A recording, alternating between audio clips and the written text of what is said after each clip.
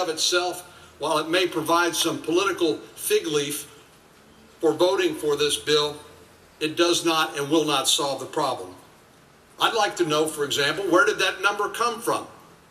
How did my colleagues turn on a dime from saying we need 0 additional Border Patrol to saying that 5,000 was a ridiculous suggestion and now saying 20,000 is exactly right? What expert at what hearing was the testimony offered to support that sort of expense and that sort of approach? Well, don't just take my word for it. There was a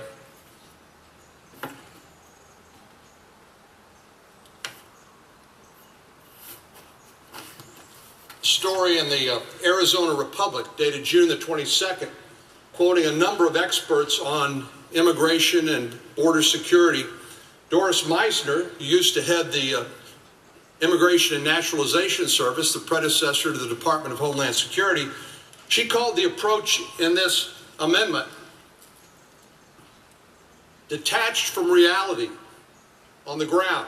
She said it's detached from reality on the ground, and said it would make more sense to invest in creating a modern 21st century border, which includes enforcement, but also trade and travel and facilitating crossing and reducing waiting times. Now that makes more sense to me because part of the underlying premise of the bill was to create a legal way for people to come and work and to immigrate to the United States, and then to allow law enforcement to focus on the criminality, the drug traffickers, the human traffickers, and other people engaged in illegal conduct. Ms. Meissner appears to be saying that that makes a lot of sense when it comes to a modern 21st century border. Others have said, other experts have said in the same, quoted in the same article in the Arizona Republic, June the 22nd, Adam Isaacson said there may be some room for more agents, but not for 20,000. John Whitley said we should look at what we're trying to achieve, at the outputs instead of the inputs. In other words, what this approach does is says we're going to look at all this equipment we can buy, the technology we can deploy, the boots on the ground, but we're going to turn a blind eye to the outputs or the goals that we're presumably trying to achieve. Mr. Whitley seems to agree with that. He said we should look at what we're trying to achieve at the outputs instead of the inputs. Otherwise, 7 years from now, we'll be sitting around and saying we don't know which bits work and which bits are wasteful. I know some of our distinguished colleagues on the other side of the aisle, Senator Leahy, for example, who's managing the bill for the majority, chairman of the Judiciary Committee. He said it looks like a laundry list for defense contractors. I think I'm paraphrasing correctly. But he said if that's what it's going to take to get them to vote for the bill, then I'm for it. I'm going to support it. But once again, the underlying bill puts symbolism over substance, and they're hoping the American people won't notice. As I've said repeatedly, Madam President, the so-called border security triggers in the underlying bill are sheer fantasy and wishful thinking because they're activated by promises of more money and more promises than they are on actual results. And I'm afraid the underlying Schumer, Hoeven, Corker amendment does nothing to change that. Here's a comparison of the approach under the underlying Gang of Eight proposal, the Corker, Hoeven, Schumer amendment, and an amendment that I offered last week, which was tabled. So all of them, in the first two, we have a question of is operational control of the border required? In the Gang of Eight bill, no. This amendment, there is no requirement. Under the amendment I offered last week, you would not be able to transition from probationary status to legal permanent residency until it happened. That's not to punish anybody, but what it does is it realigns all the incentives for everybody involved in this discussion, whether Democrat or Republican, independent, whether you're conservative, a liberal, or whatever. It would have realigned all the incentives to make sure that we would have hit this target of operational control of the border. 100% situational awareness required. neither under the Gang of Eight bill, under this amendment. They would have been in the amendment that I offered last week. A biometric exit trigger, none under the Gang of Eight bill, none under this amendment. You know, here's perhaps one of the best and most obvious reasons why people don't trust promises of future performance when it comes to Congress. Because 17 years ago, Bill Clinton signed into law a requirement for a biometric entry-exit system. Now, biometric's a big word. Could mean just fingerprints, could mean an iris scan or facial recognition, but something you can't cheat on, because it depends on a bodily characteristic that's immutable and cannot be changed, like your fingerprints. 17 years ago, President Clinton signed into law. Congress passed a biometric entry-exit requirement, and it still hasn't been implemented. And while people think mainly that illegal immigration is caused by people entering the country across our borders, like the 1,200-mile Texas-Mexico border, the fact of the matter is 40% of illegal immigration occurs because people come in legally and overstay their visa. And they simply melt into the great American landscape. And unless they commit a crime or otherwise come in contact with law enforcement, we never find them again. Well, here's the other problem in the underlying bill. The very same official, Janet Napolitano, the Secretary of the Department of Homeland Security, even if these requirements were required results rather than promises of performance, unfortunately, under the underlying bill, and now again in this amendment we're going to vote on at 5:30 today, she has the unilateral discretion and authority to waive all those requirements. This is the same person who said the border is secure, even though the General Accounting Office said in 2011 only 45% of the border was under operational control. She may well be the only person in America who believes the border is under control, because it demonstrably is not. And yet she's given the authority to waive these requirements in this amendment we will vote on at 5:30. And then there's this. Under this underlying bill, you can beat your spouse or your partner. You can drive drunk and threaten the life and livelihood of American citizens, and you can still qualify for RPI status and get on a pathway to citizenship. As a matter of fact, under this underlying bill, you can actually have already been deported and commit a misdemeanor and still be eligible to re-enter the country and become a beneficiary of RPI status and eventually on a pathway to citizenship. Now that's a terrible mistake.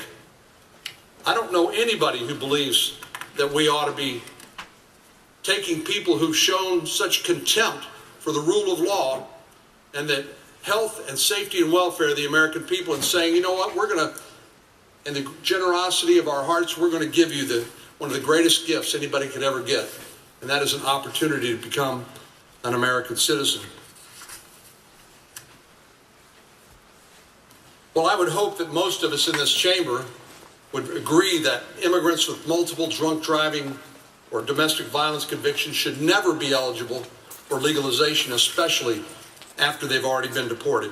And yet the underlying bill, the so-called Gang of Eight bill, and the Schumer-Hoeven-Corker amendment grant immediate legal status to criminals, including those already deported, as I said, and including those people who've committed domestic violence, even with a deadly weapon.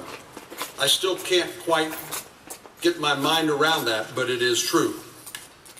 Now, our standards when it comes to granting legal status to people who've come into our country in violation of our immigration laws and who come in legally and overstayed, they should be crystal clear.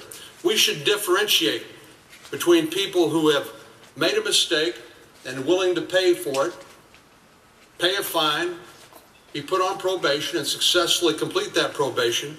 We should make a clear distinction between people like that and people who've come in and shown such contempt for our laws and the rule of law as they've engaged in a history of drunk driving or domestic violence. They should be automatically disqualified from receiving probationary status, and I find it remarkable that we're even debating this issue in the first place. Madam President, a few final points. We're going to be asked to vote on legislation that was crafted behind closed doors with no chance for amendments. And as a matter of fact, I believe that once the majority leader gets cloture on this amendment, that we will have virtually no other opportunities to offer any additional amendments and get votes on those amendments, after only having votes on 9 amendments so far. That's an outrage.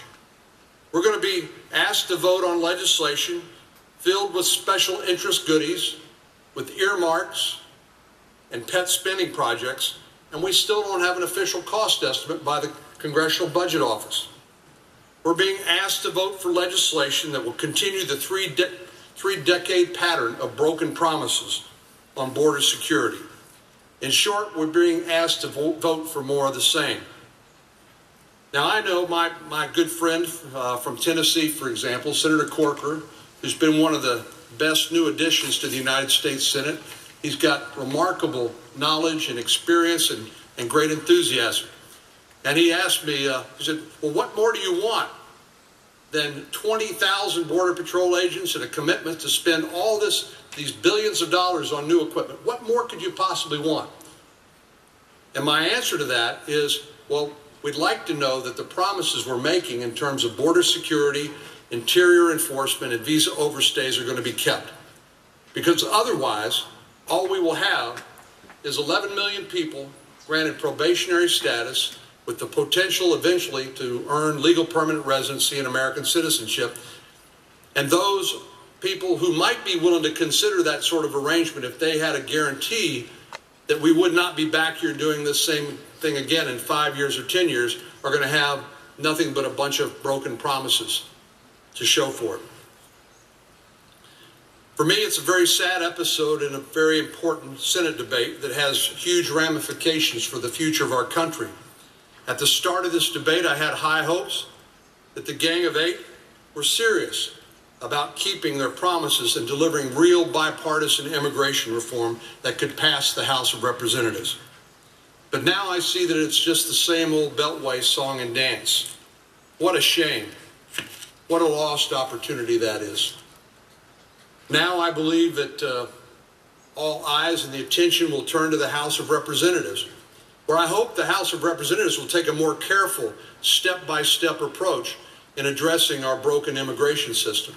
And my hope is that ultimately we get to a conference committee that will fix the underlying approach and problems in this amendment and in this bill, and will allow us to successfully address our broken immigration system that serves no one's best interest. I'm not one, Madam President, who believes that no should be the final answer when it comes to our broken immigration system. I actually believe we need to fix it. And we need an immigration system that reflects our values and reflects the needs of our growing economy in a globally competitive environment. But this bill is not it. The promises that are so readily made today, there'll be no way to enforce those promises in the future. Notwithstanding the best intentions of the people who offered this amendment, many of us won't be here 10 years from now.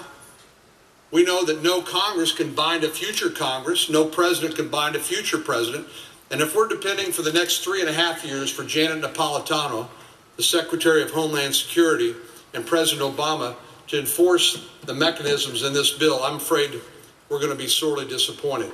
And what can we say? How can we possibly know what the next president and future Congresses will ultimately do? That's why it's so critical, if we're going to keep faith with the American people, that we have a mechanism in this bill which will force all of us across the political spectrum to do everything we possibly can to make sure those promises are kept.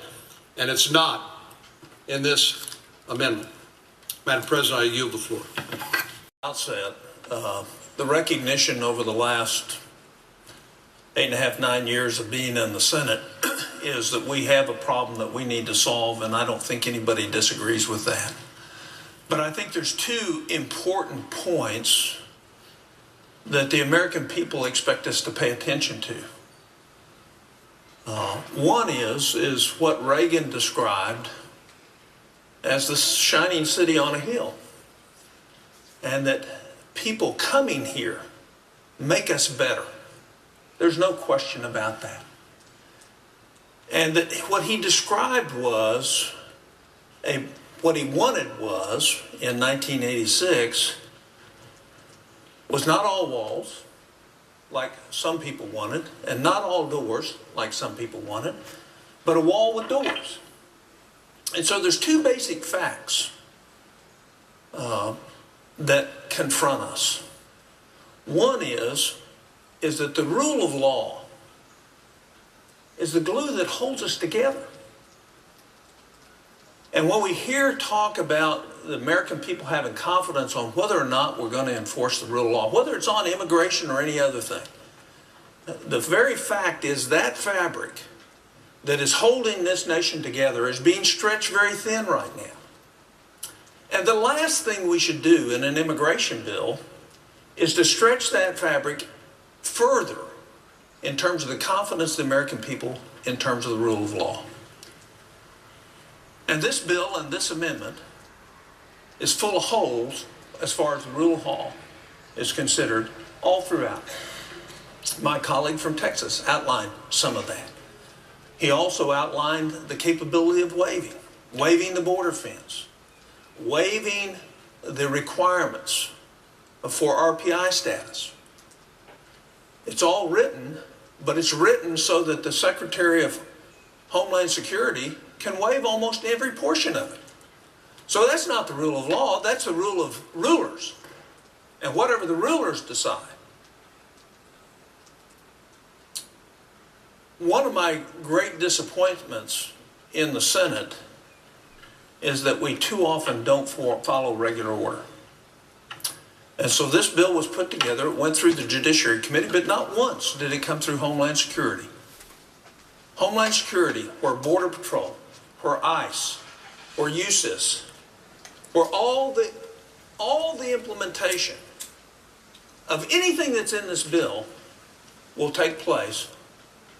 Oh, and by the way, all the knowledge, all the experience of all the members on that committee for the last 10 or 12 years, with the exception of Senator McCain, was not utilized in putting this bill together.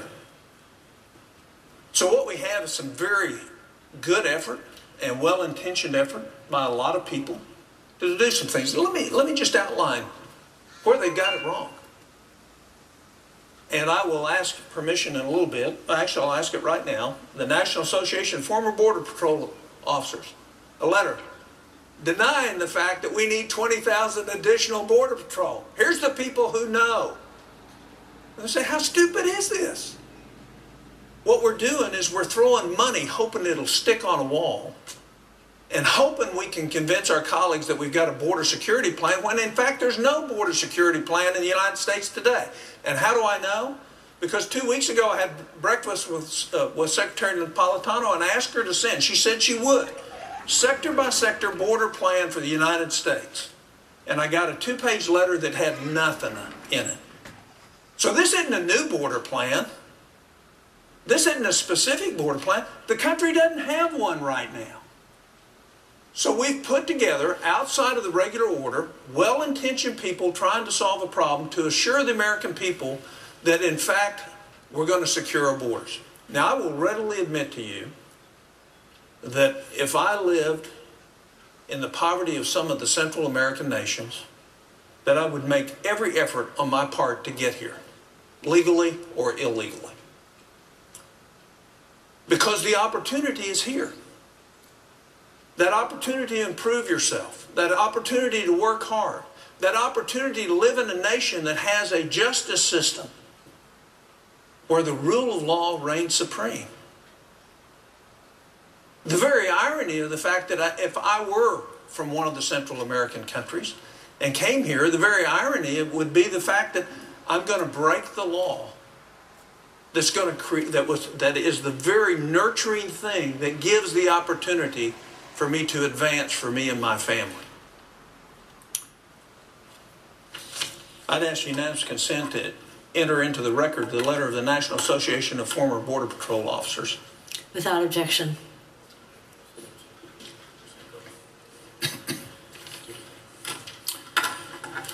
Now, what has Senator Cornyn outlined that does not fit with common sense? He said that people who commit 3 misdemeanors, whether it be child abuse or spousal abuse or drunk driving, shouldn't be given an RPI status. Yet, under this bill, you can do that. And for those that are not familiar with courts of laws, it's on the date. So if you got 2 on one date, that only counts as 1. So theoretically, you can have 10 or 12 misdemeanors and still qualify for RPI status. How's that fit with the rule of law? How's that fit with the glue that holds us together? What that does is flaunt the rule of law. The other thing that I think is very problematic in this bill is we have 20,000 Border Patrol agents, but no increase in ICE agents, no increase in USCIS, which are the very people that are going to have to handle the 11 million people here who are going to get or progress to RPI status. So where's the money to handle 11 million people, additional people for ICE and USCIS? It's not in there. If in fact we want the rule of law to work, then we want the people who qualify under this bill for RPI status to do so under the rule of law, which means you have to investigate and do a background check and make sure that the documentation establishing them being here before December 31st of 2011, that in fact they do have residence here, that they in fact have worked here, and that has to be worked on. That can't just be a blanket, because the opportunists to take advantage of that system, if in fact there's no ICE agents and there's no USCIS agents to actually handle that, means that everything that's been set up in this bill will just happen without an investigation, without knowledge that it's a true and in fact people qualify for RPI status. The other side of the bill that Senator Cornyn made a point about, which I would like to expand upon, is the fact that we are not going to have an entry and exit visa system, because 80% of the people go through the land ports, and this bill exempts those land ports totally from that. And you heard Senator Cornyn talk about 40%, maybe even 50% of the people who are here illegally today came here legally. They came here legally with a visa. They qualify for a visa and they've overstayed their visa. Well, if in fact we have no internal enforcement, no ICE agents to enforce the visa overstays, we won't change that. The CBO even said you're going to have 7.5 million new illegals come across, undocumented, come across under this bill. And if you have no internal enforcement, there's no way to drive that number down. And yet this bill puts the resources in the wrong place. You control a border by controlling the border based on what the situation is on the border, depending on location, geography, topography, and access.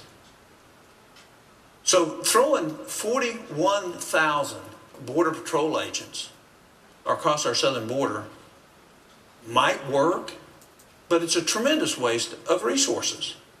It might be a jobs program. But the fact is it takes a combination of technology, fencing, Border Patrol, and the right combination for wherever we're talking about to be effective in operational control of the border. But that's not even a part of the bill. It's not part of the bill to have operational control of the border with 90% effective rate. And one of the reasons that we can't get there, which is one of the things that Americans would like to see as promise in this bill, is because our control of the border today is somewhere between 40 and 65%. That's opposite of what the Secretary of Homeland Security will tell you.